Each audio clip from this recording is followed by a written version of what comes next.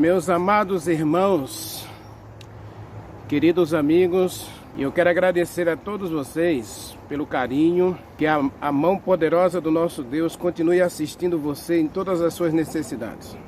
Vamos orar? Querido Deus, nosso Pai, Criador dos céus e da terra, eis-nos aqui, Senhor, na Tua presença. E na Tua presença, Senhor, nós queremos viver para sempre.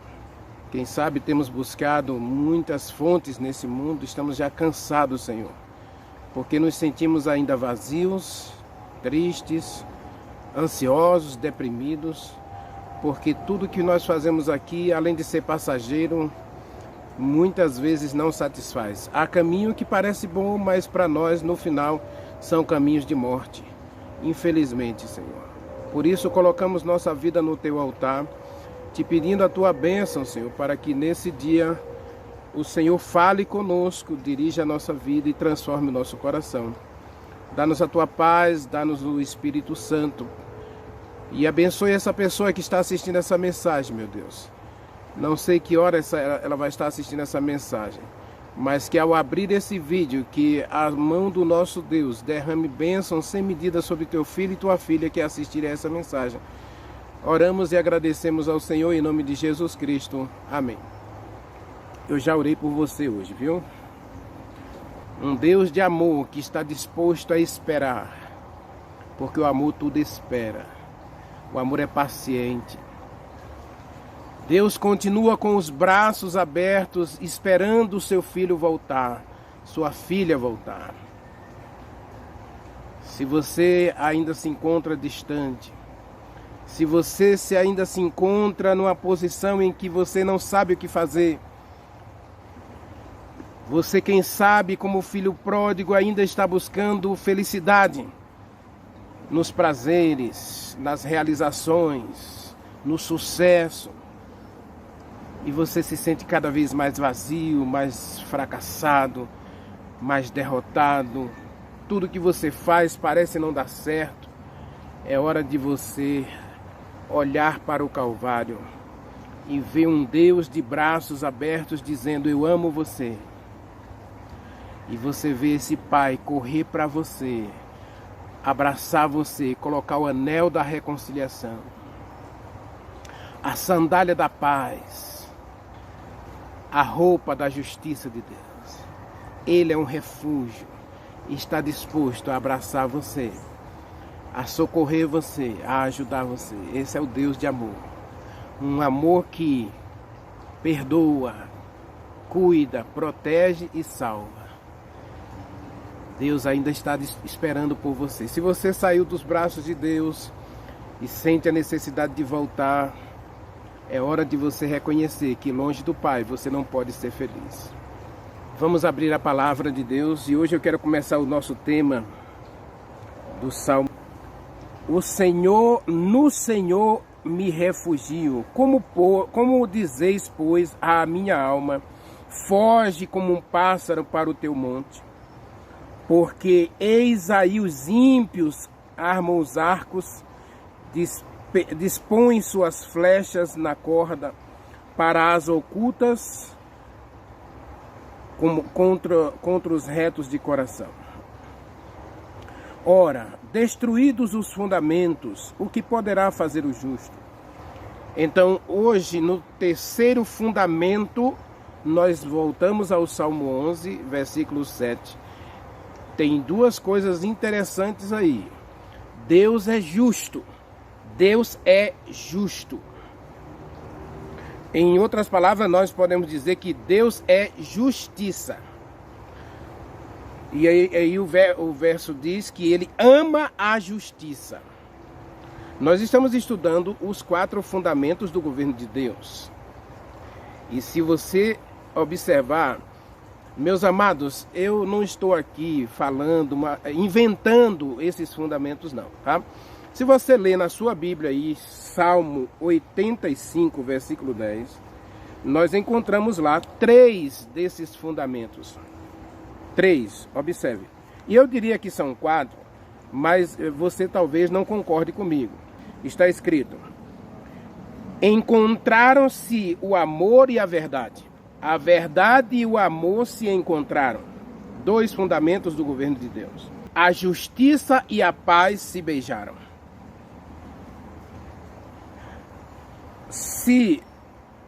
Observe que eu estou falando, eu comecei essa semana especial do Salmo 11, dizendo que os fundamentos da terra estavam sendo destruídos. Os fundamentos da construção de uma sociedade justa, de uma sociedade harmoniosa, de uma sociedade feliz, estão sendo destruídos. E o que é que está sendo destruído? Está sendo destruído as leis. Ninguém quer mais respeitar as leis. Ninguém mais quer fazer justiça.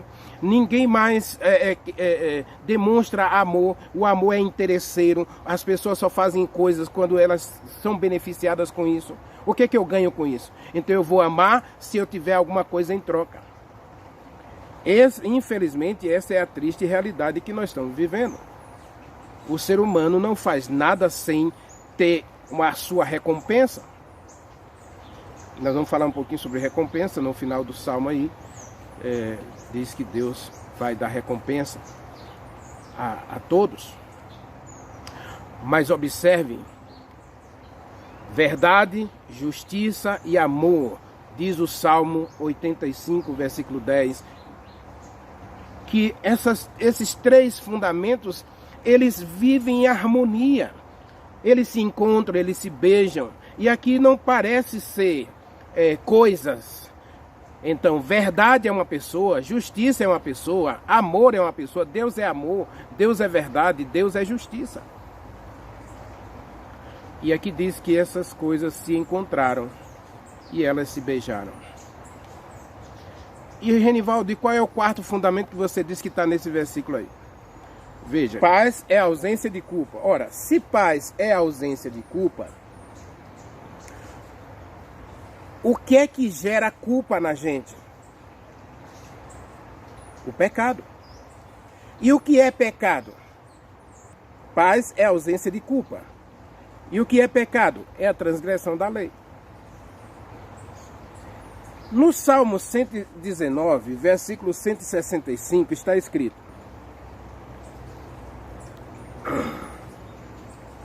grande paz tem aqueles que amam a lei, e para eles não há condenação. Então, no Salmo 85, nós encontramos os 4 fundamentos do governo de Deus. Os 4 pilares que sustentam o universo em perfeita harmonia. Lei, verdade, amor e justiça. No Salmo 85. E hoje nós queremos trabalhar um pouquinho a questão da justiça. Abra sua Bíblia em Gênesis capítulo 18, verso 25. Está escrito, verso 25. Longe de ti o fazeres tal coisa. Matarias o justo com o ímpio? Como se o justo fosse igual ao ímpio? Longe de ti fazer tal coisa. Não faria justiça o Senhor de toda a terra? Meus amados, o Salmo 11 diz que Deus é justo e que Ele ama a justiça. Então aqui a gente também precisa definir o que é justiça. Justiça é uma recompensa merecida a alguém. Ou seja, no trato de Deus com o ser humano, Ele sempre será justo e sempre fará justiça. Lucas capítulo 18, vamos lá, Lucas capítulo 18, fala do juiz iníquo. Uma mulher, ela tem uma causa para ser julgada e o juiz parece estar indiferente, né? Parece com as leis brasileiras, né? Deixa para depois. O seu caso está na lista de espera, aguardando o julgamento.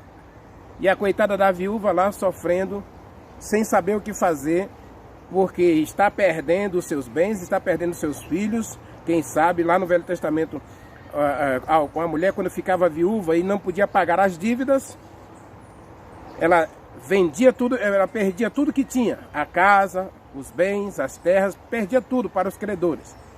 Se não tivesse terra, não tivesse casa, perdia os filhos. Os filhos eram levados como escravos até pagar a dívida. E aí nunca mais voltava. A viúva agora passava a viver da beneficência das pessoas à sua volta. A dívida tinha que ser paga. E a dívida é paga ou em dinheiro ou em bens. Naquele tempo também se pagava a dívida com pessoas.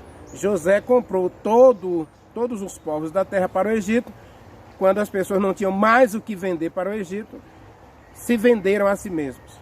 Se tornaram escravos do Egito. E assim. Então a viúva queria que o juiz julgasse a sua causa para que ela não perdesse aquilo que ela estava tanto precisando para sobreviver. Versículo 7 diz assim: não fará Deus justiça aos seus escolhidos que a Ele clamam dia e noite? Embora lhes pareça demorado em defendê-los, digo-vos que depressa lhes fará justiça. Salmo 7, versículo 11.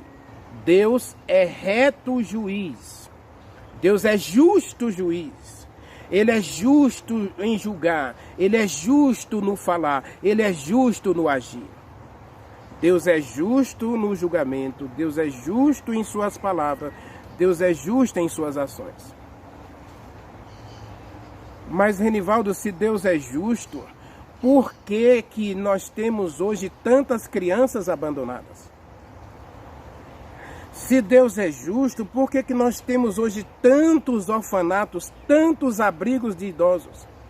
Se Deus é justo, por que existe tanta miséria no nosso mundo? Se Deus é justo, por que existe tanta desigualdade social? Nós já vimos que Deus é amor. E quem ama, perdoa. Quem ama, cuida. Quem protege e salva. Faz alguma coisa em favor de, para a felicidade de. Então esse é o Deus. E na sua justiça ele faz a mesma coisa. Deus jamais vai inocentar o culpado, como muitas vezes acontece nos tribunais do nosso mundo. Não só no Brasil, mas no mundo inteiro. Existem muitas pessoas hoje presas, pagando por crimes que nunca cometeram. Leia as estatísticas, se você jogar no Google aí, você vai ver quantas pessoas hoje estão presas, pagando por um crime que não cometeram. Com Deus não é assim. Agora, nós não podemos esquecer que Deus, ele é justo no falar, ele é justo no julgar, ele é justo no agir. Você está dizendo, Renivaldo, que Deus não é responsável por nenhuma tragédia que acontece nesse mundo? Não. Lembre-se que nós estamos vivendo um grande conflito entre o bem e o mal, entre o certo e o errado, entre a verdade e a mentira, entre Deus e Satanás. E o que é que Satanás fez no céu? Ele disse para os anjos: Deus não é justo. O que é que Satanás disse no céu? Deus não ama. Porque se ele amar a gente, ele não vai cobrar da gente obediência a leis. Nós vivemos num mundo perfeito, então nós não precisamos de leis. Deus não é justo. Por quê? Porque ele pede, ele fala algumas coisas que a gente pode precisar interpretar se é verdade ou não. Observe o que Satanás disse para Eva. É verdade que Deus disse que você não pode comer de nenhuma árvore do jardim? Ele já distorceu a palavra de Deus aí. Ele disse: não é verdade que Deus falou. Deus falou que você não pode comer de nenhuma árvore. Essa é a verdade do diabo. E Eva rebateu. Infelizmente, ela aceitou dialogar, ela aceitou travar esse momento de discussão com a serpente. Não, Deus disse que nós podemos comer. A verdade é, nós podemos comer de todas as árvores do jardim, menos uma. Porque se a gente comer dessa uma, a gente morre. Aí Satanás disse, a verdade é que você não morre.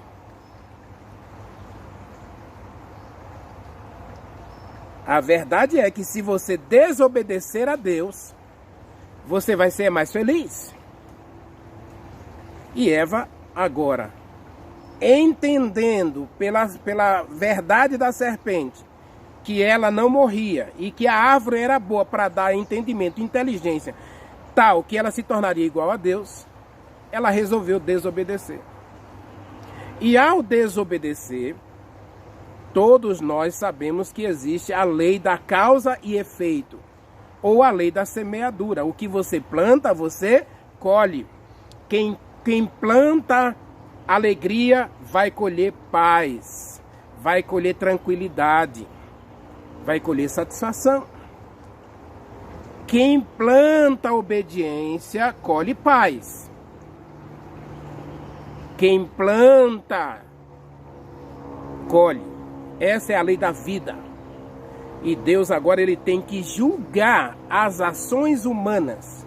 Mas ele precisa ser justo. E aí, nós precisamos entender que na justiça de Deus, ele precisa usar a lei como base da justiça. O que o homem plantar, isso ele vai colher. Está escrito na Bíblia. O que o homem semear, isso ele vai colher. Jesus Cristo disse que nós seríamos julgados pelos frutos. Mateus capítulo 7, Jesus Cristo fala que a árvore boa não pode produzir frutos maus. E a árvore má não pode produzir frutos bons. É a lei da vida. E nós precisamos entender isso, que a gente não pode, de maneira nenhuma, colocar Deus na berlinda, achando que Ele é o responsável pelas tragédias que acontecem pelas escolhas humanas. Adão, Eva, eu e você, Romanos capítulo 5, versículo 12, está escrito. Veja qual foi a nossa escolha. A escolha de todos nós foi essa. Romanos capítulo 5, versículo 12, está escrito.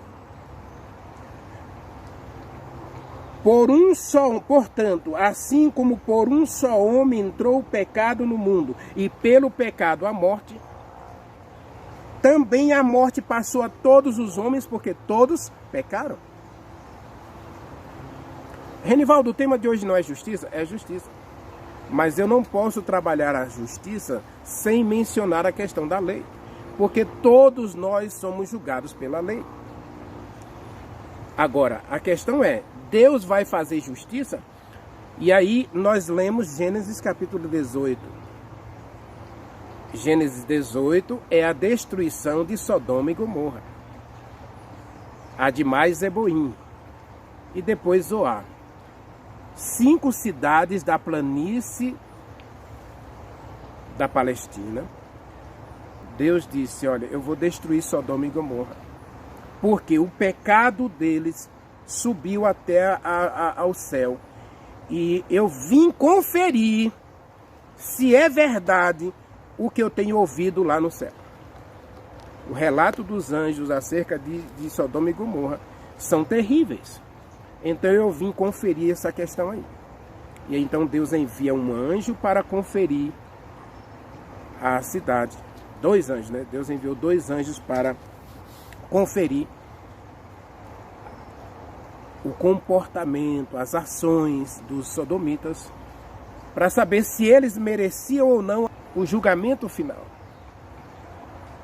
Deus havia dado muitos anos para eles se arrependerem, para se converterem. Lembre que os sodomitas, o pessoal da Palestina, todos são descendentes de Noé. Os 3 filhos de Noé que saíram da arca, que construíram a Torre de Babel, são o povo que formou aquela nação ali na Palestina. Os sodomitas, com toda aquela região ali da Campina, era inclusive a região, eu acredito que era a região onde estava o Éden. Era muito bonito aquilo ali. E o povo, em vez de glorificar a Deus, e Deus enviou Abraão para viver entre eles como uma testemunha da bondade de Deus, para que eles se voltassem para Deus, se arrependessem, buscassem a Deus. E eles não quiseram. Então agora chegou o juízo deles. Veja, justiça é recompensa, justiça é sentença a alguém, seja ele culpado ou inocente.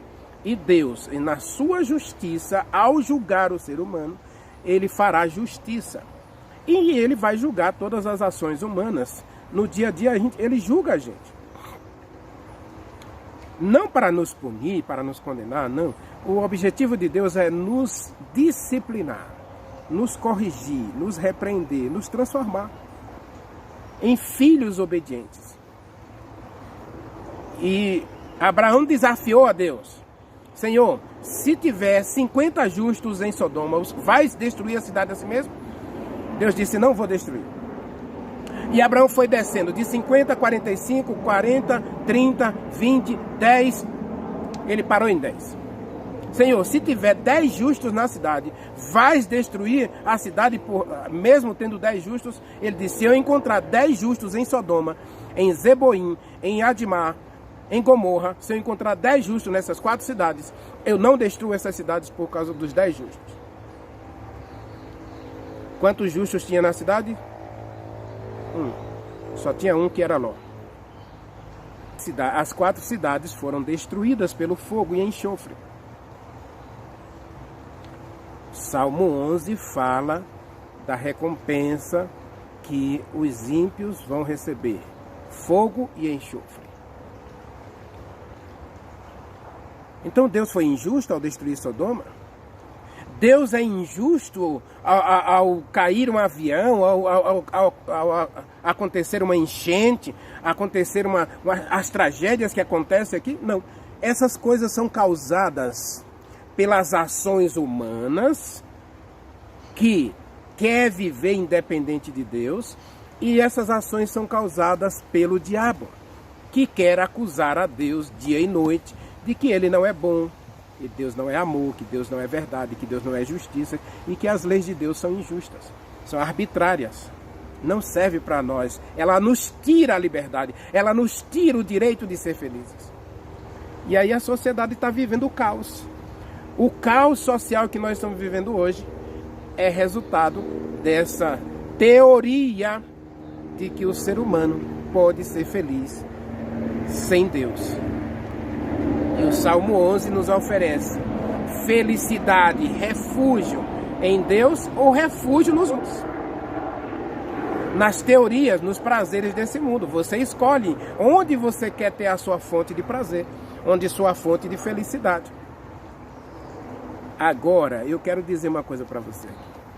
Na parte final desse texto, eu quero concluir esse texto dizendo que na justiça de Deus, Deus é justo, não é? Deus é justo, Ele ama a justiça e Ele fará justiça na terra.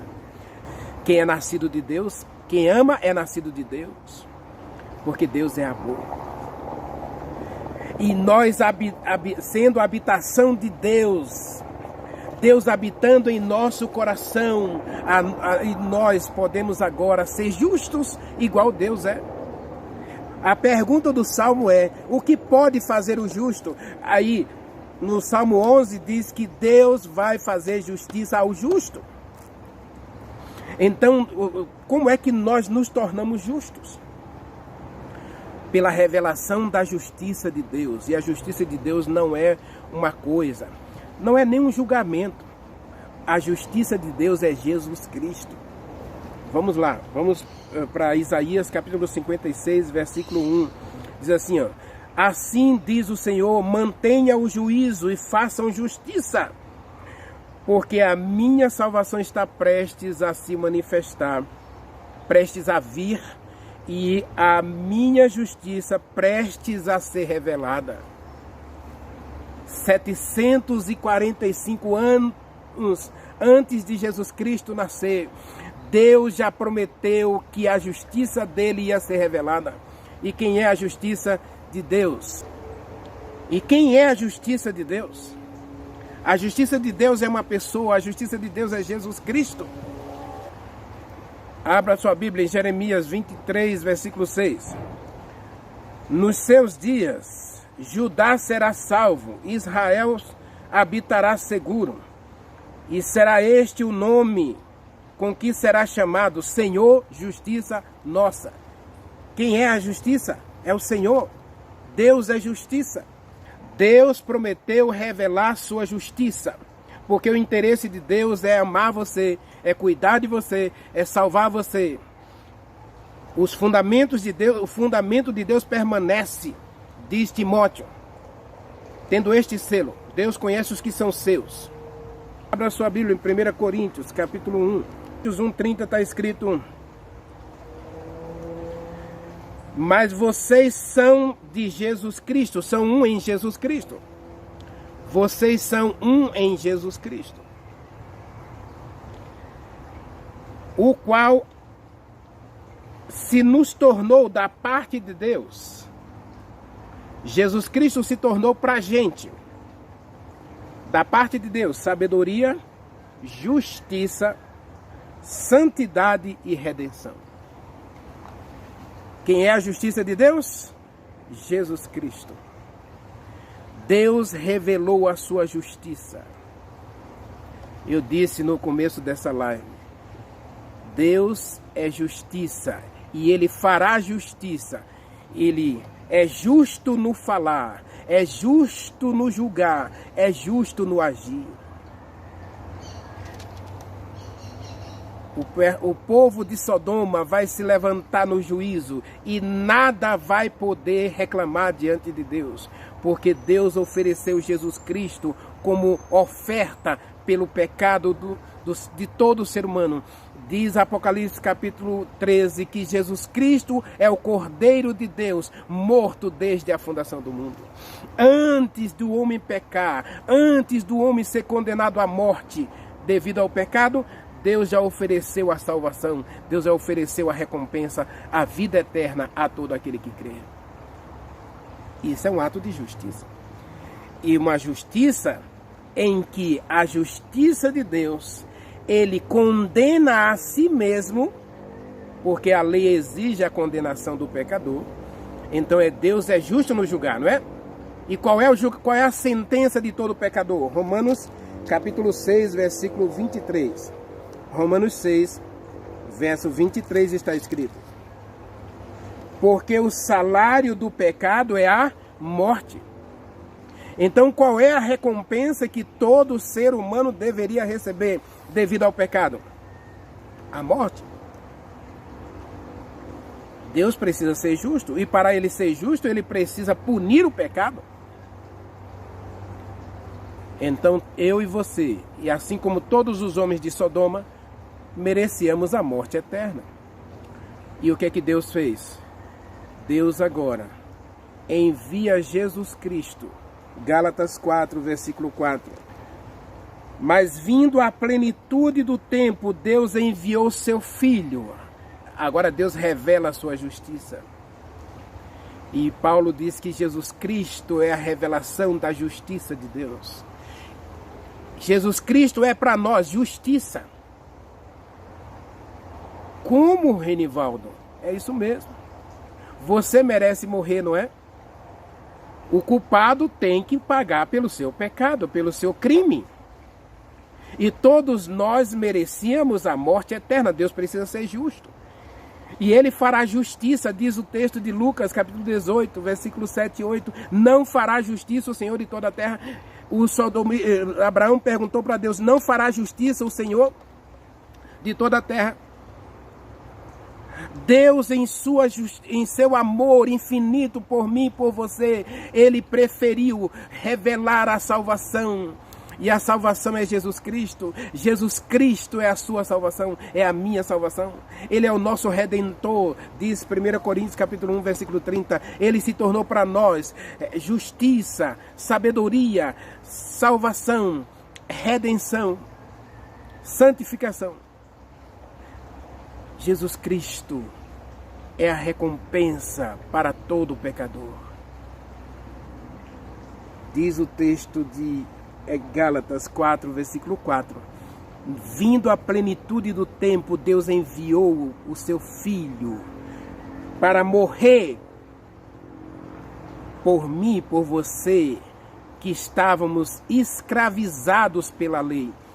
Estávamos em dívida com a lei. A lei diz: o pecador precisa morrer. O pecador precisa pagar pelo seu crime. Ele tem que morrer. Então Deus diz: eu vou cumprir a lei.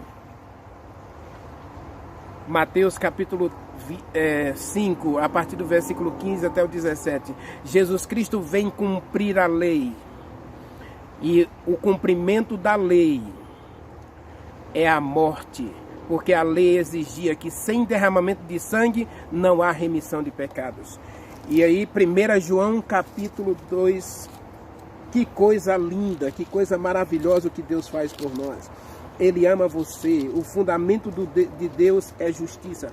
O fundamento do governo de Deus, do trono de Deus, o fundamento do governo de Deus, da administração do universo é amor, é verdade, é justiça. E na justiça de Deus, Ele manifesta a sua justiça, enviando o seu Filho no tempo de Deus. Ele envia a sua justiça, Ele revela a sua justiça. O Filho de Deus vem morrer para que o homem que está escravizado pela lei, condenado à morte, possa viver eternamente. 1 João capítulo 2, versículo 1 e 2 diz: Filhinho, essas coisas vos escrevo para que vocês não pequem. Se todavia, e quem é que não peca, né? Todos nós somos pecadores. Romanos capítulo 3, versículo 23. Todos pecaram, todos estão destituídos da glória de Deus. Todos estamos destinados à morte eterna. Não é morte física, não é morte de ir para o cemitério, não é morte de ir para um purgatório, ficar penando o resto da vida, penando por toda a eternidade. Não é também vida eterna para que você seja levado para o céu. Nós dividimos o ser humano em duas classes. Os que são salvos vão para o céu. Os que são perdidos vão para o inferno ou para o purgatório, queimar por resto da vida. Isso não é justiça. A justiça de Deus é punir todo pecador com a morte. E para cumprir a punição, alguém precisa morrer. Então Deus envia seu Filho como sacrifício por mim e por você. Ele morre a minha morte eterna. Ele morre ele recebe sobre si a minha condenação. Ele paga a minha dívida. Ele é meu tetelestai. Ele é o pagamento pela minha dívida. Eu agora posso ser justo. Eu só sou justo por quê? Porque a justiça diz que é justo quem é inocente. Então, para que eu seja inocente, alguém tem que ser culpado. E Jesus se fez culpado por mim. Diz a Bíblia que ele se fez culpado por mim. Que coisa maravilhosa? E aqui diz, olha, filhinhos, essas coisas eu vos escrevo para que vocês não pequem. Mas se você pecar, você tem um advogado. Quem é o seu advogado? Jesus Cristo, o justo. Veja, a Bíblia diz que eu sou justo, mas eu sou justo em Jesus Cristo. 1 Coríntios capítulo 1, versículo 30 diz que nele eu sou justo. Porque Jesus Cristo é justiça, Jesus Cristo é sabedoria, Jesus Cristo é santificação, Jesus Cristo é redenção, Jesus Cristo é salvação. Eu agora não produzo obras para me salvar, eu não faço nada para me salvar, porque eu recebo a salvação e a salvação é Jesus Cristo.